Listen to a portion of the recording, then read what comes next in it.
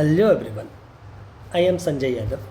First of all, welcome to all of you on our YouTube channel Mathematics Education. JEE mains 2026 sequence का एक और सवाल आपके screen पर। ये क्वेश्चन आपका जनवरी अटेम्प्ट का है। अप्रैल अटेम्प्ट का भी सॉल्यूशन मैं बहुत जल्द ही अपलोड करने वाला हूँ। ये अप्रैल अटेम्प्ट का सीक्वेंस का लास्ट क्वेश्चन है। चलिए देखते हैं इस क्वेश्चन को, देखिएगा। अच्छा क्वेश्चन है, सॉल्व करने की कोशिश करते हैं। बोल रहा है कि let a1 is equals to one and n greater than equal to 1, an plus 1, और ये यहाँ पे ये रिलेशन दे रखा है an और an plus 1, right. Then what is the value of modulus of the summation of the series this. ठीक है, इस सीरीज का समेशन निकालना है और कहाँ तक निकालना है? इनफाइनाइट टर्म्स तक, राइट। दैट मीन्स ये जो सीक्वेंस का nth टर्म है, मतलब ये जो सीरीज है, इस सीरीज का इनफाइनाइट टर्म का सम मुझसे क्या कर रहा है? एक्सपेक्ट कर रहा है, मुझसे मांग रहा है। बहुत अच्छी बात है, इनफाइनाइट टर्म का सम। अब जरा सोचना स्टार्ट करते हैं। अगर इनफाइनाइट टर्म का सम है तो हम उसको कितने तरीके से निकाल सकते हैं? देखिएगा, मैं ये एक सीक्वेंस नज़र आ रहा है, राइट। मैं इसको कुछ एक नया सीक्वेंस मान लेता हूँ, an माइनस 2/n²। हमने इसको bn मान लिया, ठीक है। अब मुझे सीधा क्या निकालना है? अब मुझे वो ना निकालने के बजाय हमें निकालना है कि summation n equals to 1 to infinity bn, और इसका क्या निकालना है? मैग्नीट्यूड। मुझे इसकी वैल्यू निकालनी है, राइट। बहुत अच्छी बात है। तो जब इनफाइनाइट टर्म्स का सम मुझे निकालना होता है तो हम लोग दो चीज़ों के बारे में सोचते हैं, क्योंकि इनफाइनाइट टर्म का सम AP में तो होता नहीं होता है। एक तो GP में होता है, और एक हम लोग टेलीस्कोपिक, इस सीरीज को टेलीस्कोपिक बनाने की कोशिश करते हैं। क्या ये bn टेलीस्कोपिक बन सकता है? क्या टेलीस्कोपिक बनता है तो आगे पीछे से टर्म कैंसिल आउट होता चला जाता है, तो सम निकालना बहुत आसान हो जाता है। दो तरीका हुआ सोचने का, ठीक है। एक तरीका आप ऐसे भी सोच सकते हैं, ये तो कुछ रेकरेंस रिलेशन जैसा लग रहा है, तो हम कैरेक्टरिस्टिक इक्वेशन के बारे में सोच सकते हैं, राइट। उधर भी जा सकते हैं।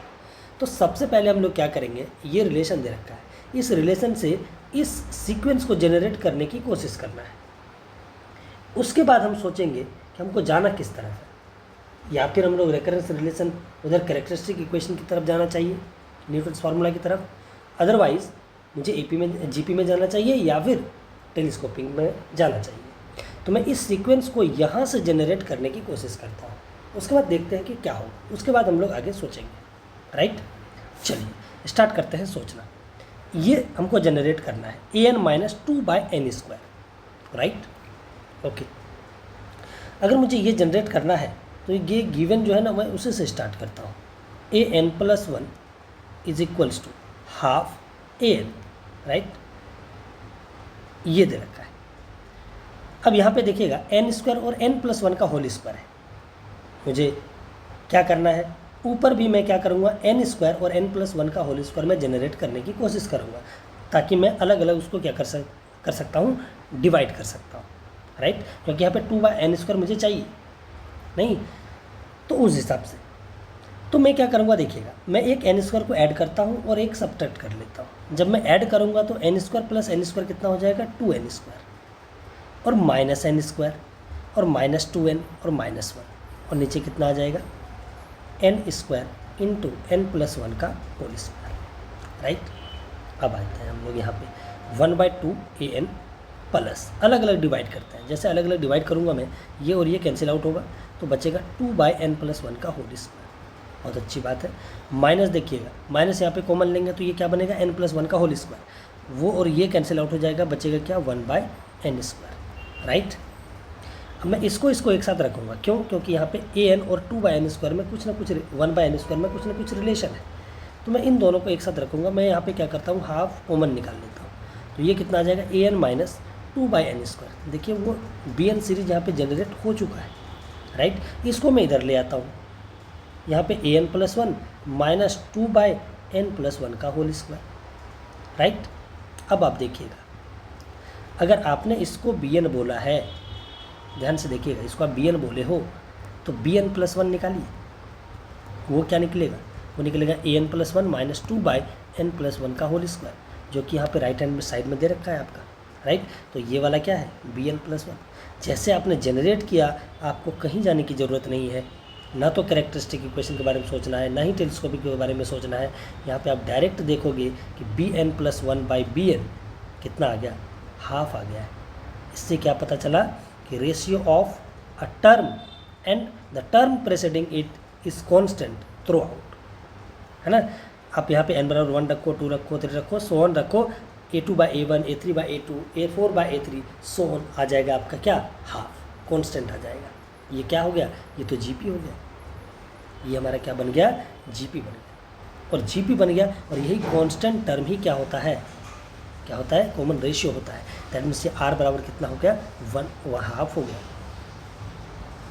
इन्फिनिट टर्म का सम निकालना है तो मुझे फर्स्ट टर्म चाहिए और आर चाहिए। आर आ चुका है, फर्स्ट टर्म निकालता हूँ मैं। फर्स्ट टर्म क्या है, b1 निकालूंगा मैं कैसे, a1 माइनस 2/1 यहाँ पे रख दूंगा मैं, n=1, तो कितना हो जाएगा 2/1 का स्क्वायर। दैट मीन्स a1 कितना है, 1 दे रखा था क्वेश्चन में, -2, ये कितना आ गया, -1। तो देयरफॉर मुझे तो अब इन्फिनिट टर्म का सम चाहिए, n = 1 to ∞ bn चाहिए मुझे, इसका मॉड भी चाहिए। चलिए निकाल लेते हैं, क्या होगा, a/1 माइनस आर।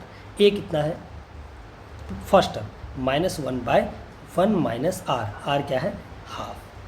ये आपके पास आ चुका है। ये कितना हो गया, मॉड -1/, ये कितना, हाफ, वो ऊपर चला जाएगा तो -2 का मॉड, दैट मीन्स वो कितना आ गया, 2 आपके पास आंसर आ चुका है। और ये हमारा क्या होगा, answer. So thank you so much for watching, thank you so much. फिर हम लोग मिलते हैं अगली वीडियो में इसी तरीके के खूबसूरत क्वेश्चन के साथ।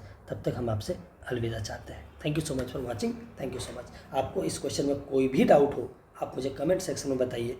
आई will try to clear those doubts. So thank you so much for watching, thank you so much.